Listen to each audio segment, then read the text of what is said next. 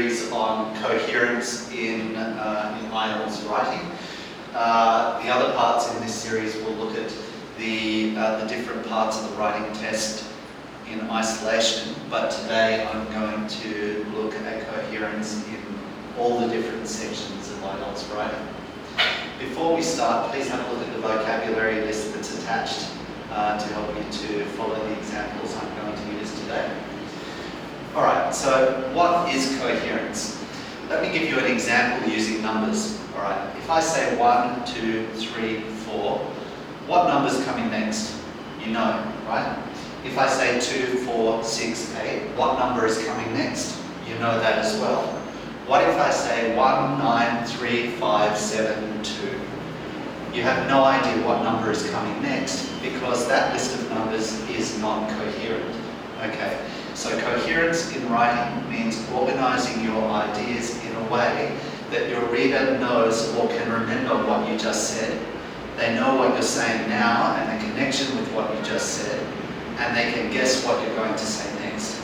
So when you write in English, you're not trying to show your reader how smart you are. You're not trying to trick them or confuse them. You're trying to take them by the hand like a child and lead them through your ideas very easily and make their life easy.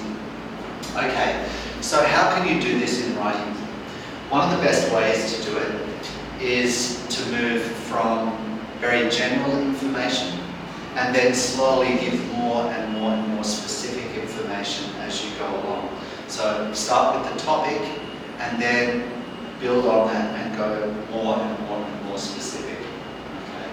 A second way is that every idea should build on the idea that came before it. Okay? So not a jumble of ideas, but each idea building on the last idea. Let's look at an example from writing task 1 of the academic module. I've got two short passages. One is coherent and one is not coherent. Okay, I'll let you have a look and you decide which one you think is easier for you to understand and try and think about why. Okay.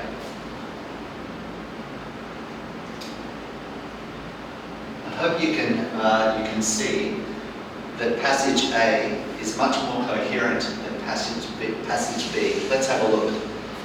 This graph is about unemployment. Great. Bingo. We're talking about a graph and the topic is unemployment. Okay. But unemployment when? Unemployment where? The next sentence tells us. Okay. It shows the unemployment rate in the UK between 2000 and 2010. More specific, so going from general, the topic, to specific, where and when, and building on the idea before. Right. Okay. So we know the topic, we know the time, we know where and when. But what happened? What actually happened with the unemployment rate? Well, during this time, unemployment increased. Fantastic. Okay, so now we know the trend. We know what's happening, but we don't know how much. We don't know whether it was a big change or a small change. The next sentence gives us that.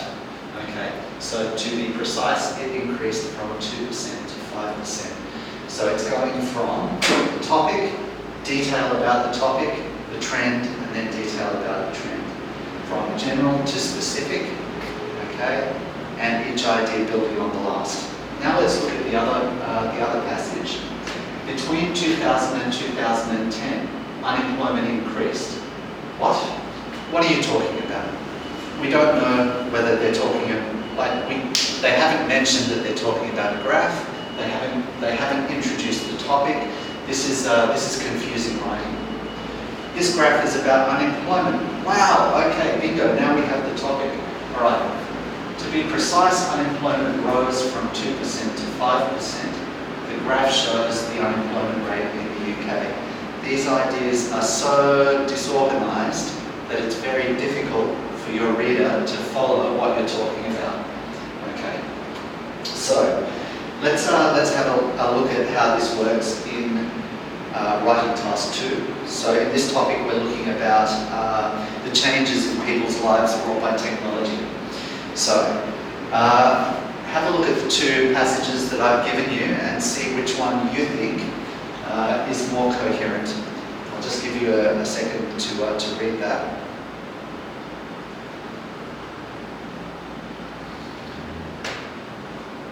Okay.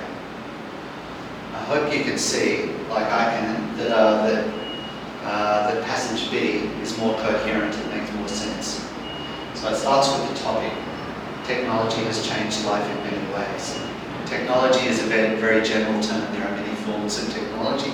There are many kinds of change. Okay, so we're not giving too much detail in the first sentence. We're just giving a very general opening sentence to introduce the topic.